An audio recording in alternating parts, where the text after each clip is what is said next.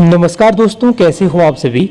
Bihar jail target online classes में आप सभी का बहुत बहुत स्वागत है। दोस्तों, आज की इस वीडियो में हम लोग बिहार डीएलएड एंट्रेंस एग्जाम 2024 के लिए तैयारी शुरू कर दिए हैं। इस वीडियो के माध्यम से हम आप सभी को बिहार डीएलएड प्रवेश परीक्षा 2024 के लिए जो भी जरूरी क्वेश्चन है उनमें से आपको 25 क्वेश्चन बताने जा रहे हैं, जो कि सोशल स्टडीज है और बहुत ही महत्वपूर्ण क्वेश्चन है। कई बार ये परीक्षा में पूछे भी गए हैं।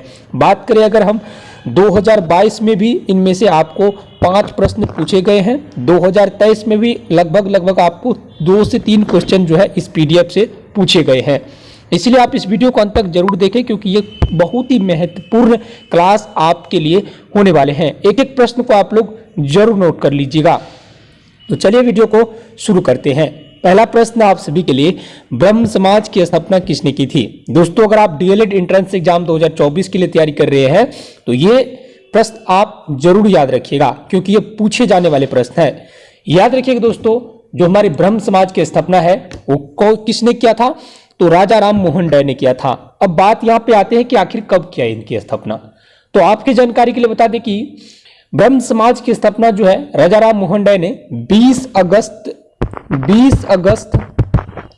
1828 ईस्वी में की थी। अब आपको यहां पर एक और प्रश्न आ सकते हैं कि ब्रह्म समाज की स्थापना जो है कहां हुआ था। यह भी महत्वपूर्ण प्रश्न है, क्योंकि अलग अलग एंगल से प्रश्न बोर्ड्स एग्जाम में पूछे जाते हैं, जो कि हमें पता होना चाहिए। एक क्वेश्चन का पूरे जो है हमको एक्सप्लेनेशन पूरे पता होना चाहिए। ब्रह्म समाज की स्थापना 20 अगस्त 1828 में कहां हुआ था, कोलकाता में हुआ था। और आपको बता दें कि ब्रह्म समाज की स्थापना जो है द्वारकानाथ टैगोर में किया गया था। ये दोनों मिलकर के आपका राजा राम मोहन राय और जो द्वारकानाथ टैगोर है, ये दोनों मिलकर के जो है ब्रह्म समाज की स्थापना की थी। कई बार आपको जो है दोनों आ जाएंगे विकल्प में, राजा राम मोहन राय और द्वारकानाथ टैगोर, ये भी आपको याद रखना है। तो अभी हमने आपको बताया ब्रह्म समाज की स्थापना किसने की थी, तो राजा राम मोहन राय। कब किया था, 20 अगस्त 1828 ईस्वी में किया था। कहाँ किया था, तो ये कोलकाता में किया था। कोलकाता में किया था, याद रखिएगा आप लोग, कहाँ किया था, कोलकाता में किया था। ये बहुत ही महत्वपूर्ण प्रश्न है। और आपको जानकारी के लिए बता दें कि 2022 में पूछे गए प्रश्न जो डीएलएड की एंट्रेंस एग्जाम 2022 में शामिल हुए थे, उनसे आप पूछ लीजिएगा। चलिए, अगला प्रश्न आप सभी के लिए पूछे गए प्रश्न है, भारतीय राष्ट्रीय कांग्रेस की स्थापना। आप में से बहुत लोगों को पता होगा भारतीय राष्ट्रीय कांग्रेस की स्थापना जो है ये कब हुआ था, तो 1885 ईस्वी में हुआ था। लेकिन आपके जानकारी के लिए बता दें कि इसमें कुछ और महत्वपूर्ण प्रश्न है।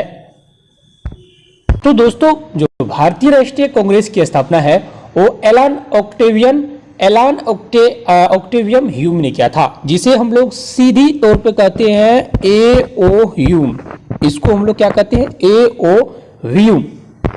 याद रखिएगा, इसको हम लोग क्या कहते हैं, ए.ओ. ह्यूम।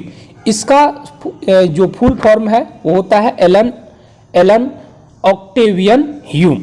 ठीक है, एलन ऑक्टेवियम ह्यूम। आप लोग इसको अच्छी तरीका से जरूर याद कर लीजिएगा। तो ये रहा हमारा भारतीय राष्ट्रीय कांग्रेस पार्टी की स्थापना जो है। अब ये हुई कहाँ थी, ये भी आपको याद रखना है कि भारतीय राष्ट्रीय कांग्रेस पार्टी की स्थापना जो है कब हुई थी, तो ये आपको 28 दिसंबर को हुई थी। कब हुई थी, 28 दिसंबर। कांग्रेस पार्टी स्थापना दिवस 28 दिसंबर को मनाई भी जाती है। और ये कहाँ हुई थी, मुंबई में हुई थी। कांग्रेस पार्टी की स्थापना 28 दिसंबर 1885 ईस्वी को मुंबई में हुई थी। और कहाँ हुई थी ये याद रखना, गोकुलदास तेजपाल संस्कृत विद्यालय में हुई थी। कहाँ हुई थी, गोकुलदास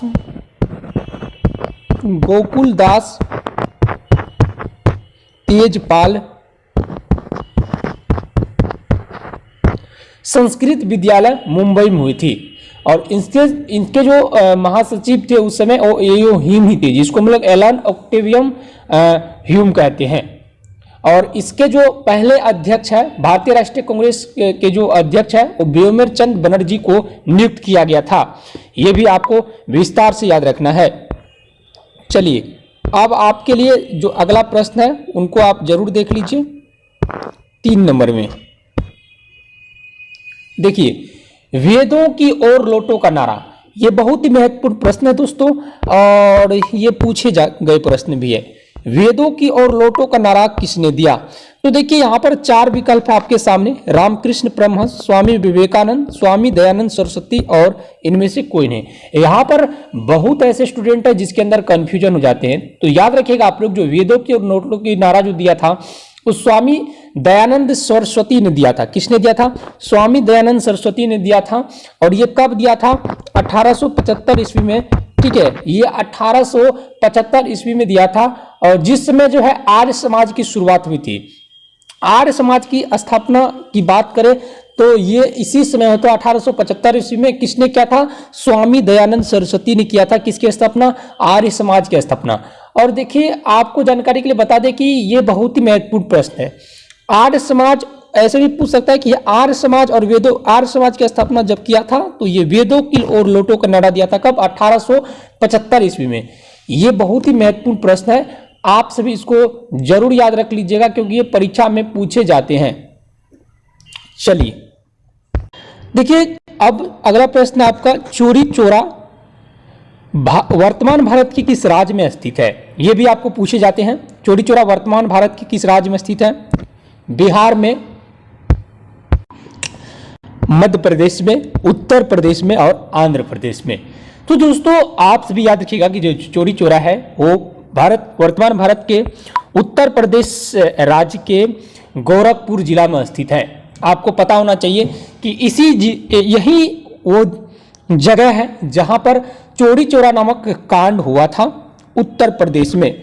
उत्तर प्रदेश के गोरखपुर में एक के पास एक गांव था, कस्बा था, छोटा तहसील।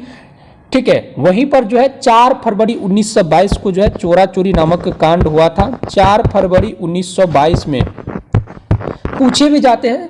और ये कांड देखिए आपको याद रखना चाहिए कि यहीं पर जो है ब्रिटिश सरकार की एक पुलिस चौकी को जो है आग लगा दी गई थी, जिसमें छिपे हुए 22 पुलिसकर्मी जिंदा जल के मर गए थे। इस घटना को चौरा चोरी कांड के नाम से जाने लगा। चलिए, और एक चीज बड़ी महत्वपूर्ण है कि आपको पूछे जाएंगे कि जो चौरा चोरी नामक कांड है, इस समय जो भारत का वायसराय था, भारत का जो वायसराय था कौन था? ये भी पूछे जाते हैं। ये जो है लॉर्ड रीडिंग थे। और जो लॉर्ड रीडिंग है, इसी के जो कार्यकाल के समय ये घटना हुआ था। याद रखिएगा, लॉर्ड रीडिंग थे। ठीक है, लॉर्ड रीडिंग।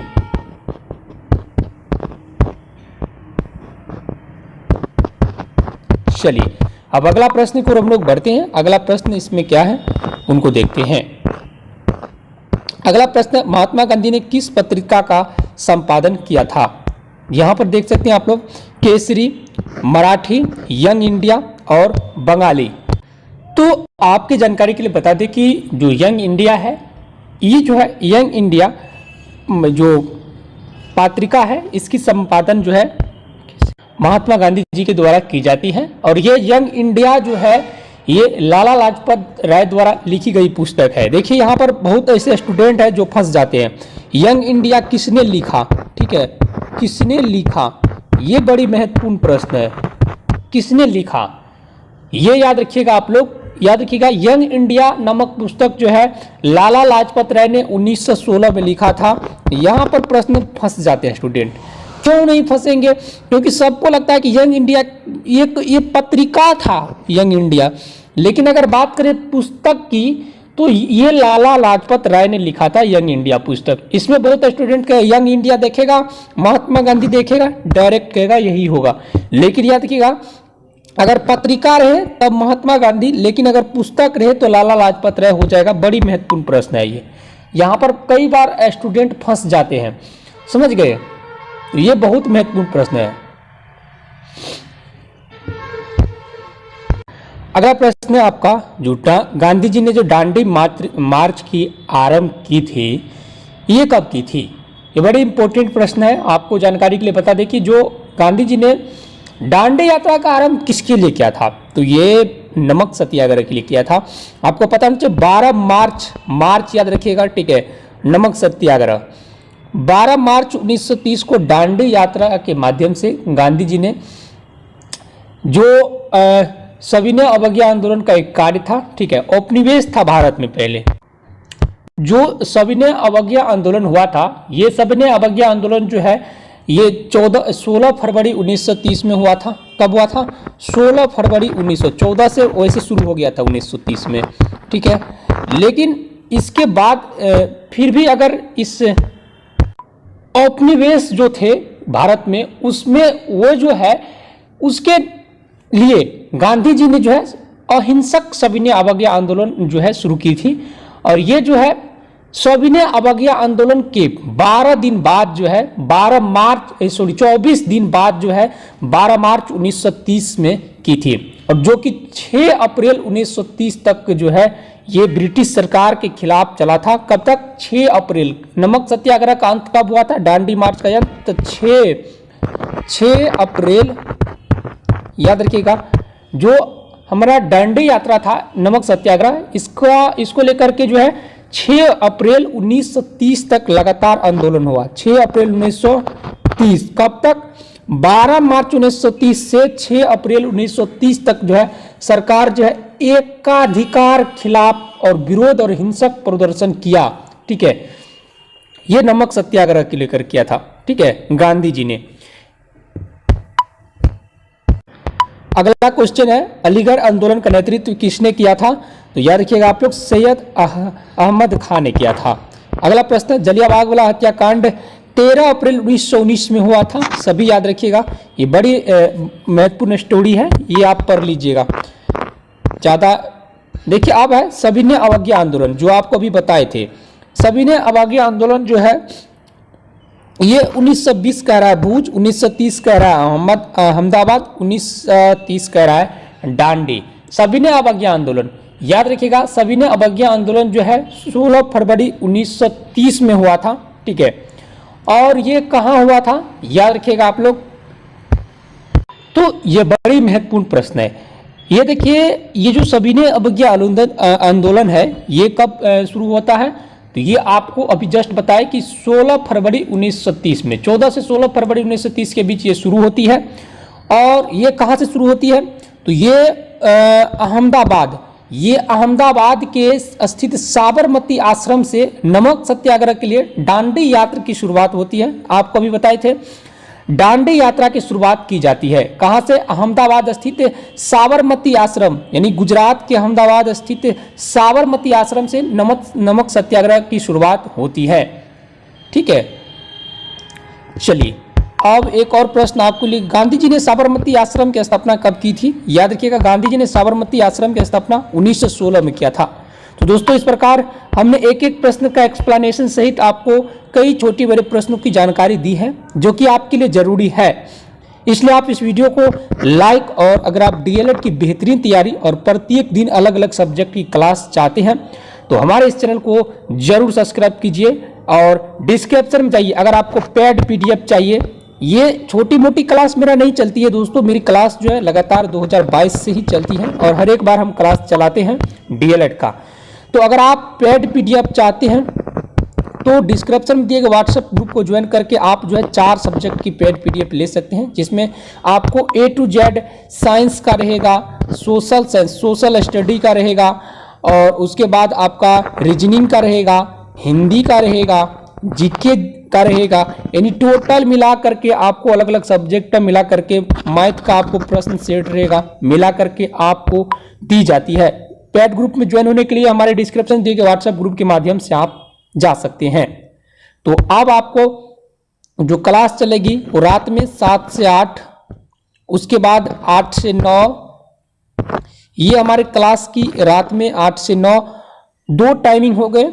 सुबह में आपको 2 रिकॉर्डेड क्लास मिलेंगे हर प्रत्येक दिन, दो रिकॉर्डेड क्लास, यानी टोटल आप लोग का जो है बिहार रिजल्ट टारगेट पर 4 क्लास चलेंगे। इसलिए आप इस वीडियो को लाइक और चैनल को जरूर सब्सक्राइब कीजिए और वीडियो को रोज देखिए ताकि आपकी तैयारी मजबूत हो सके। धन्यवाद।